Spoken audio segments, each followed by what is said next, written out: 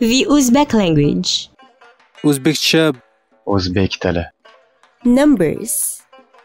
1, 2, 3, 4, 5, 6, 7, 8, 9, 10.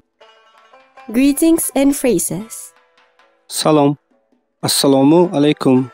Xayrli tun. Xayr. Ko'rishguncha. Ha. Yo'q. Balki. Yaxshi. Rahmat. Arzimaydi. Kechirasiz. Uzr. The parable of the prodigal son. Iso yana dedi: Bir odamning 2 o'g'li bor ekan.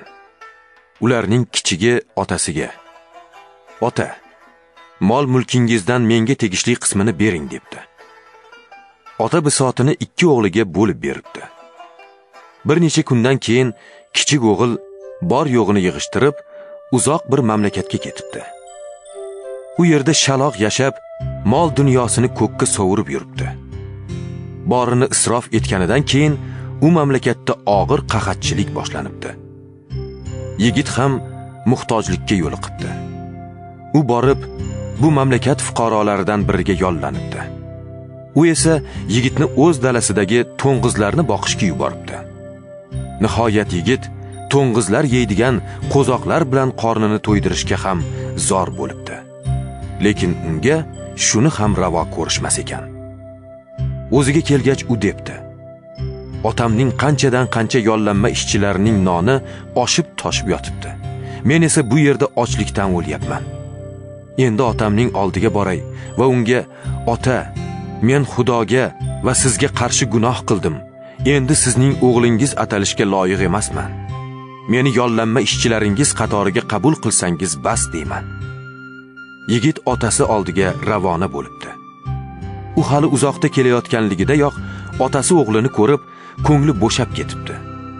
Yugurganicha borib, o'g'lining bo'ynidan quchib, yuz ko'zlaridan o'pibdi. O'g'li unga: "Ota, men Xudoga va sizga qarshi gunoh qildim. Endi sizning o'g'lingiz deb atalishga loyiq emasman" debdi. Ota xizmatkorlariga shunday buyuribdi: "Tez bo'ling. Eng nafis to'n keltirib, yelkasiga yoping. Qo'liga uzuk taqing. Oyoqlariga choriq kiygizinglar. Bo'rdoqni olib chiqib so'yinglar, yeb ichaylik, xursandchilik qilaylik. Chunki mening bu o'g'lim o'lgan edi, tirildi. Yo'qolgan edi, topildi." Shunday qilib, xursandchilik qila boshlabdilar. Katta o'g'il shu paytda dalada ekan. Qaytayotib uyga yaqinlashganda qulog'iga cholg'u va o'yin kulgi sadolari eshitilibdi. Xizmatkorlardan birini chaqirib, "Nima gap?" deb so'rabdi. "Ukangiz keldi. Otangiz uni sog' salomat ko'rgani uchun bo'rdoqini so'ydilar" debdi u. Shunda katta o'g'il achchiqlanib, ichkariga kirgisi kelmabdi. Otasi esa tashqariga chiqib, o'g'liga o'tinib gapiribdi. U otasiga javob beribdi: "Men shuncha yildan beri sizga xizmat qilaman. Sira sizning buyrug'ingizga qarshi chiqqanim yo'q. Lekin do'stlarim bilan xursandchilik qilishim uchun siz menga bitta uloq ham atamadingiz. Ammo mol mulkingizni fohishalarga sarflab qaytgan ana bu o'g'lingizga bo'rdoq so'yibsiz." Otasi unga shunday javob beribdi: "O'g'lim, sen doimo men bilan birgasan. Mening hamma narsam seniki. Biroq bugun shodlanish, xursandchilik qilish kerak. Chunki sening bu ukang o'lgan edi, tirildi. Yo'qolgan edi, topildi."